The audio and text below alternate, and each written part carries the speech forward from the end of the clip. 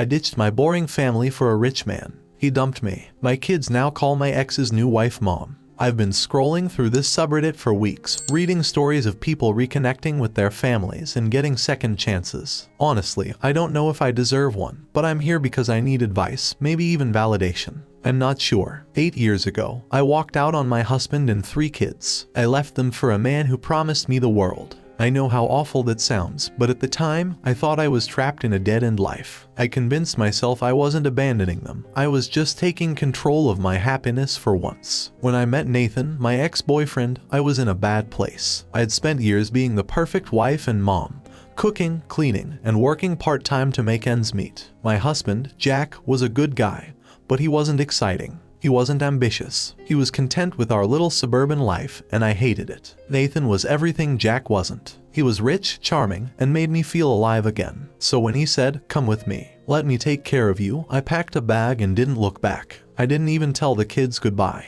It's disgusting to admit now, but at the time, I thought they'd be fine. Jack was a great dad, and I figured he'd step up and fill in the gaps I left behind. I told myself they'd understand one day. I even convinced myself I was doing them a favor by leaving. For years, I lived the life I thought I deserved. Luxury vacations, designer clothes, dinners at 5-star.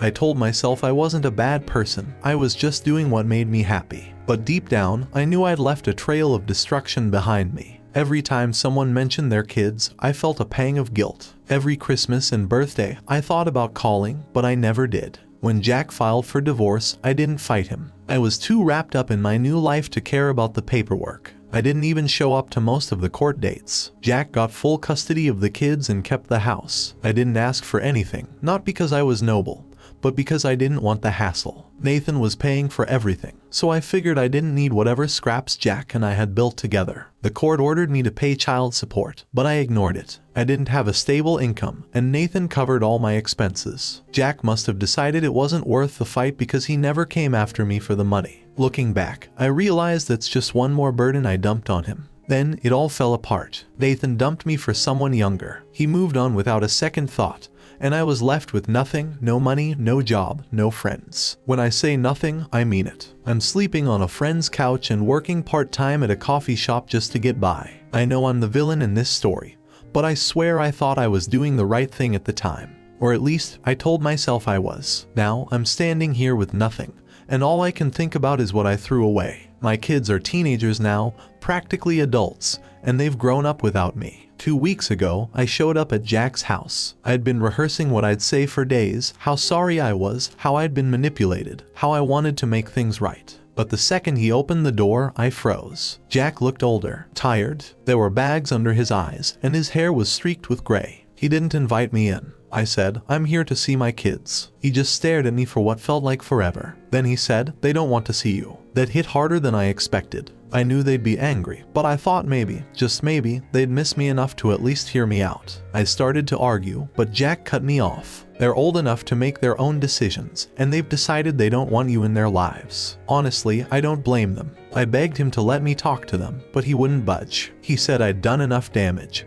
and the last thing they needed was me waltzing back in and stirring up more drama. Then he shut the door in my face. I've tried reaching out since then. Emails, texts, even a letter, but they're ignoring me. My daughter blocked me on social media. My middle son hasn't replied to a single message. My youngest, who was only 4 when I left, doesn't even remember me. I don't know what to do. I keep telling myself I was manipulated by Nathan, that I wouldn't have left if he hadn't convinced me I was missing out on some dream life. But I know that's a cop-out. I made the choice to leave. I chose to walk away from my family. Still, is it really fair for them to shut me out completely? People make mistakes. I was selfish, yes, but I'm trying to fix it now. Doesn't that count for something? Jack won't even talk to me unless it's to tell me to back off. He says the kids are in therapy because of me, that they're finally starting to heal, and he doesn't want me undoing all that progress. I get that he's angry. I get it. But at some point, doesn't forgiveness have to come into play? I guess what I'm asking is, how do I make them see I'm not the same person I was back then? How do I get them to give me a chance? Or am I just wasting my time? Edit. Wow, I didn't expect this to blow up. I've been reading through the comments, and a lot of you are saying I'm being selfish and entitled for expecting my kids to forgive me. I hear you. I know I can't just waltz back into their lives and expect everything to be okay overnight. But isn't it worth trying? To To those saying I should focus on myself first, you're probably right. I've started therapy, and I'm trying to work through the choices I've made. But it's hard to shake the feeling that I'm running out of time. My kids are almost grown, and I'm terrified that if I don't fix things now, I'll lose them forever. If you've been through something similar, on either side, I'd really appreciate hearing your story. I know I have a lot to make up for, but I'm willing to do whatever it takes. I just need to know where to start. Relevant comments. You're a single mom who chose to abandon your kids for a richer life, and now that you've lost everything, you suddenly want back in. F that. You didn't just make a mistake, you destroyed their lives. Your husband had to pick up your slack while you played dress up in your sugar daddy's mansion. You think your kids owe you a second chance. They owe you nothing. Therapy isn't going to erase the years they spent wondering why their mom didn't give a SHT about them. You abandoned them. You didn't call, didn't write, didn't even pay child support. You're not some tragic victim. You're just PSD off because karma finally came for your entitled sass. Bitter. Doesn't forgiveness have to come into play? No, it effing doesn't. Forgiveness isn't some goddamn participation trophy for showing up after 8 years of silence. Your ex-husband busted his sass raising those kids while you played trophy wife. You didn't even fight for custody or visitation,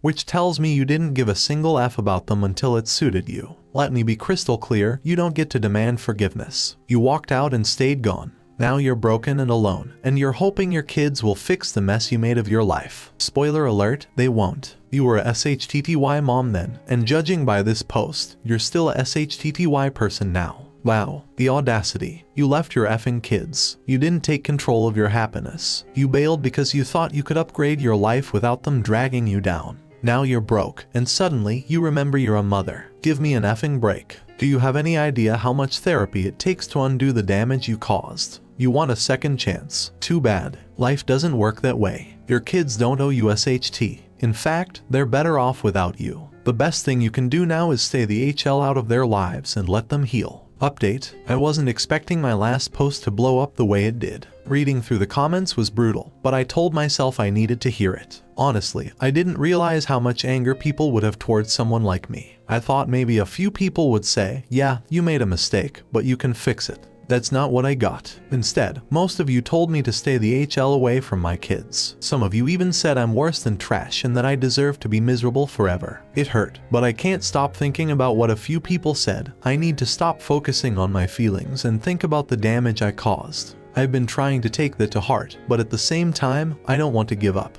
These are my kids. I can't just disappear again and pretend they don't exist. I've already done that once, and look where it got me. After Jack shut the door in my face, I didn't know what to do. I thought about showing up at their schools or trying to find them in public, but I knew that would make me look crazy. So I sat down and wrote a letter. It wasn't perfect. I didn't really know what to say. How do you apologize for abandoning your family? How do you put into words how much you regret every decision that led you here? I told them I was sorry for leaving, that I never stopped loving them, and that I wanted to make things right. I admitted I'd been selfish and made excuses for years, but I was ready to own up to my mistakes. I mailed the letter to Jack's house, knowing it would probably piss him off. He made it clear he didn't want me contacting them, but I figured a letter was the least intrusive way to reach out. I don't know exactly what happened after they got the letter. Jack didn't call or email me. I can only guess based on what happened next. My oldest, my daughter, sent a reply. It wasn't what I hoped for. She didn't mince words, telling me how much I'd hurt her and how she didn't believe a single thing I wrote. She said I was only coming back because I had nothing else, and she was right. She didn't need me now, and she didn't want me to mess up the life they'd built without me. My middle child, my 16-year-old son, didn't say anything. No text, no email, no response at all. That silence cut deep. He was my little buddy when he was younger, always following me around the house. Now he couldn't even acknowledge me. My youngest son was the one who surprised me. Jack told me later, through a furious email, that my letter made the youngest ask questions about me. He wanted to know why I left, what kind of person I was, and if I'd ever really loved them. Jack was furious that I'd stirred up those emotions after years of therapy and progress. He made it clear I'd crossed a line and said he'd take legal action if I didn't stop. Reading Jack's email felt like a punch to the gut. He didn't hold back. He told me in no uncertain terms that I wasn't welcome in their lives. He said the kids had worked too hard to heal from what I did, and my sudden reappearance was setting them back. He accused me of being selfish and putting my feelings above theirs again.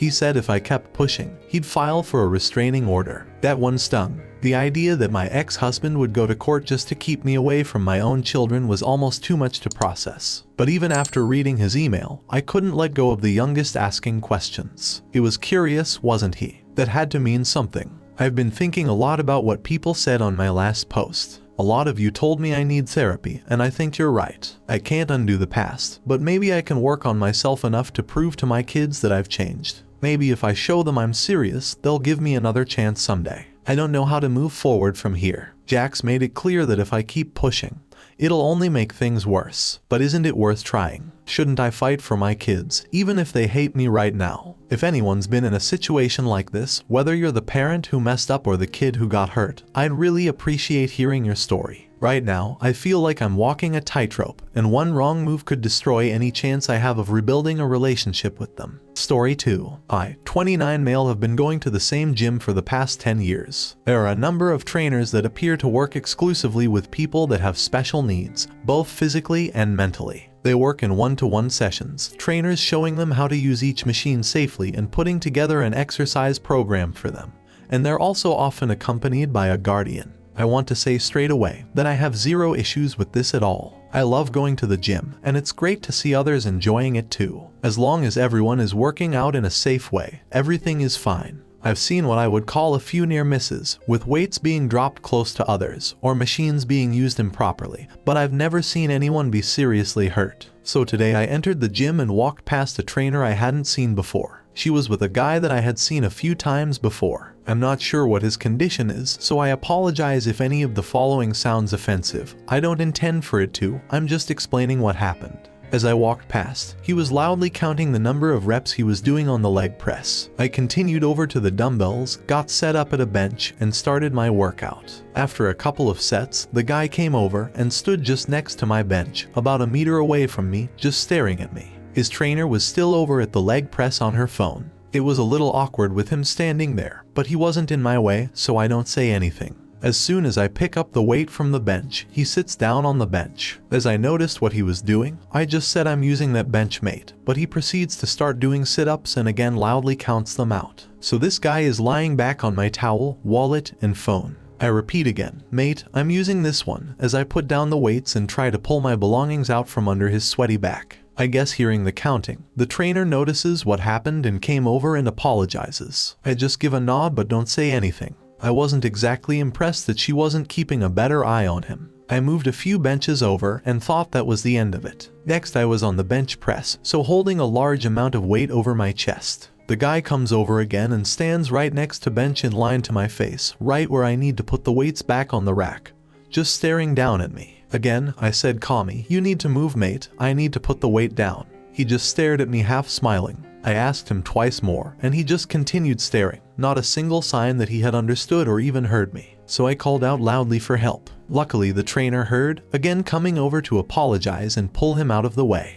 I put the weight back, and then said to her that she needs to keep an eye on him, because he's going to end up getting himself seriously hurt. Some time passes without incident. They're on the other side of the gym, and I'm on one of the cable machines doing tricep pushdowns. I get to my last rep of my last set, and just as I push down, 50 kilograms, 110 pounds of metal raised in the air from out of nowhere, this guy lets out a huge scream, and lunges at the raised weight stack in front of me. Now this is what went through my head in the moment. I'm on my last rep, so I probably had about 2 seconds that I could hold the weight before my muscles failed and the weight came crashing down.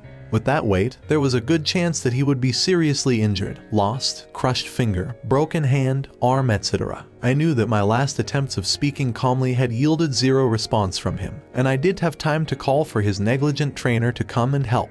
I screamed at the top of my lungs, "Get away from it." The guy jumped back like he'd had the fright of his life. I lowered the weights and immediately turned around, enraged and looking for the trainer. Well, she was already on the way over, no doubt because she'd heard me yell, "What the HL are you doing? Did you see what he just did?" I ask, as the guy starts loudly crying. She comes over and asks why I would yell at him, since he doesn't know any better. I again asked if she'd seen what happened, and that he was almost seriously hurt. And yeah, he didn't know better, which is exactly why she should have been there to watch him. I guess the guy's guardian, maybe his mother, unsure, had heard everything as well. She came in, and the trainer immediately tells her that I yelled at him for standing too close. I tried explaining that he was almost seriously hurt, and that he wasn't being supervised properly. We went back and forth, but both the trainer and guardian were not satisfied with my explanation, calling me an idiot for raising my voice to him like that. Next thing I know, they've called one of the other trainers from the gym, who told me to leave, and that they'd be suspending my membership before I was able to explain to him my side of the story. I plan to speak to the manager or another trainer tomorrow, and I'm hoping that it was captured clearly enough on CCTV that I can get my membership back. I know from the title of this post it sounds bad, but with everything else I don't really think I had any other option. Am I the idiot? Some comments. Not the idiot. Your reaction was instinctive in a potentially dangerous situation. The trainer's negligence was the issue. Explain your side to the manager. Yes, thank you. I'll be pushing hard to get them to review it properly. Then next closest gym is miles away from me. I'm curious. How often was his trainer slow in coming over because she was on her phone every time? Make sure the manager knows that part. I've never seen such an inattentive trainer. Shame on her, and I hope she loses her job. Pretty much every time I looked over she was on her phone. When I was on the bench though I couldn't see her since I was lying down. But I think it's safe to assume that's what she was distracted by. Update. Thank you everyone for the advice. I'm a stress head, so I was playing the events over and over in my head all last night. Your comments helped keep me calm and feel more positive about the whole thing. So for the update, I went by the gym this morning and asked to speak to a manager about what happened yesterday. They agreed to see me. I explained everything as I had in my post, and asked if they could review the CCTV to see what actually happened, and possibly reinstate my membership. I said that I believed the trainer yesterday had misrepresented what happened, as a lot of you pointed out, to hide the fact that she was not neglecting the guy she was meant to be supervising. Surprisingly, he said that this wasn't the first time they had received complaints about that trainer. He said she'd only been there 2 weeks, and has already had a complaint from both a client and another trainer from the gym. Though, he didn't go into detail about what those complaints were. He said to leave it with him and he'd get back to me. About an hour ago I got a call from the manager saying he'd reviewed the footage and it was consistent with my story. The first 2 interactions I had with him, with the dumbbells and on the bench press, were clear in the footage. The third time was apparently obscured by some other equipment. But he said it was enough to see the guy approach me from behind without the trainer, and he was willing to take my word about what happened next. My gym membership had been reinstated, and they've given me the next 2 months free. I think I'll be putting that money I saved towards a nice bottle of whiskey. He also said not to worry about the trainer, she won't be around anymore. So I think it's safe to assume she lost her job. Hopefully this is a wake-up call for her, and she won't be putting anyone else in harm's way in the future. Thank you again all for the support and advice. Story 3. I have been married to my wife for 15 years now. We married in our senior year of college. Upon graduation, she worked for 3 years to help pay for our finances while I was in law school. During my last year of law school, my wife got pregnant with our son, Zane. After his birth and my graduation, I found work at a big firm out in NYC. I began making a good 6 figures, and my wife asked if she could become a stay-at-home mom to help raise our son. I agreed with her and told her I would cover the house finances. We've never had any issues with this. True, I would work long hours, but she understood. The house would always be clean and there was always food ready when I got home. It was a great dynamic. The only issue was that I rarely saw my kid. Zane was usually asleep by the time I got home, because I would get home late. Zane and his mom are close because they spend a lot of time together. Fast forward to 2020 and COVID hits. During COVID, firms, including the one I worked at, moved to remote work. I was happy I could work from home and spend more time with my wife and kid. Zane loved it. He would bring his Legos and toys into my room and sit on the floor and play near me. We could talk and have a good time. At the beginning, my wife was happy about it. She liked seeing us together and she would join in the room too, me doing my work and them hanging around. However, if everything stayed great, I wouldn't be writing this. It's been 3 years since 2020 and my firm still allows remote work, so I still take advantage of it. Zane still comes into play on his Switch or iPad and even do his schoolwork in there while I work. My wife doesn't join us anymore. She just sits in the other room watching TV. So a few nights ago, I asked her if everything was okay and she got loud and mad, which she has never done before. She began accusing me of stealing Zane from her. How it used to be the two of them laughing and having a fun time.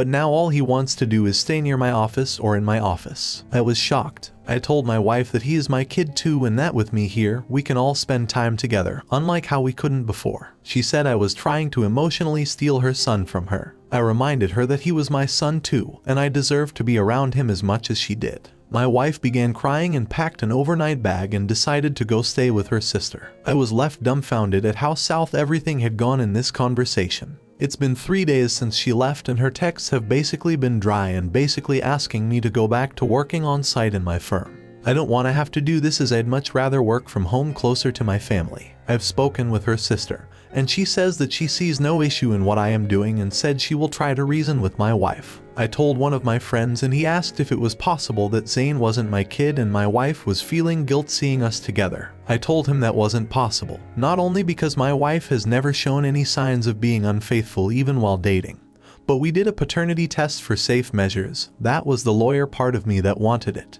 We also have security cameras in and around the house due to 2 security incidents a few years ago. My wife never leaves without texting me and nothing is off at home. We also share each other's locations on iPhone, so I doubt there's an affair being covered up. He also still spends a lot of time with her and likes to go with her when they go out. Zane is wondering where mom is and I am left really confused. Has anyone ever dealt with this before? Any thoughts on what I should do? TLDR, since COVID I've been working from home. Wife doesn't like that my son is around me a lot and thinks I'm emotionally stealing him from her. Relevant comments. What does your wife do all day when Zane is in school? Does she have friends or hobbies? It truly sounds like she has some personal issues and she is using your son as a scapegoat to cover them up. She does have friends that she visits or they come over. As far as hobbies go, she likes cooking and pastry baking. She used to love having Zane sit in his chair by the kitchen counter and she would let him taste her new recipes and pastries. While Zane is at school and I was working in office, she would do house stuff like cooking, cleaning, then watching TV or looking up culinary ideas if she is not going out with her friends. She still cooks and bakes, even with us at home.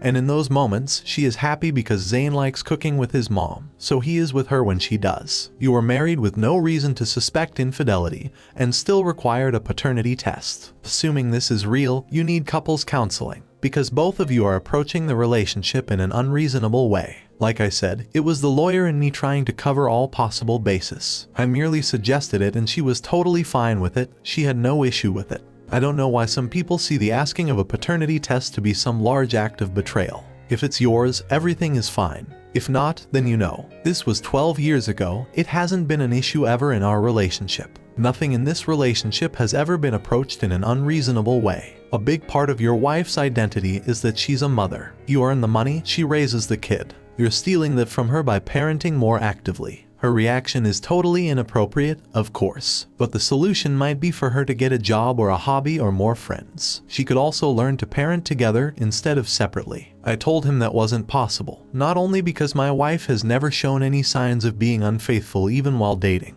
but we did a paternity test for safe measures. That was the lawyer part of me that wanted it. We also have security cameras in and around the house due to 2 security incidents a few years ago. My wife never leaves without texting me and nothing is off at home. We also share each other's locations on iPhone, so I doubt there's an affair being covered up. It sounds like there's a lack of trust in your marriage. The paternity test would be incredibly insulting to most women, and her never leaving the house without texting you is really odd and concerning to me. I plan on making an update a little later since I spoke to my wife and got where she was coming from. If current me were the me back then, I wouldn't ask for a paternity test. But back then I was a student working in family law, and I kept hearing cases where people found out they were raising children that weren't theirs and people telling their spouses during arguments that they never actually loved them. I got a bit paranoid, I'll admit. As for the texting without leaving, that's something we both started doing. I'll text her whenever I leave the office, even if it's for lunch. It's NYC and we've both been mugged before. I got mugged right outside my office before. So we do it so that if anything happens, we know where the other last was. Update. Good update. I went to speak with my wife the night I made this post. I went over to her sister's house to try and understand why she said what she said.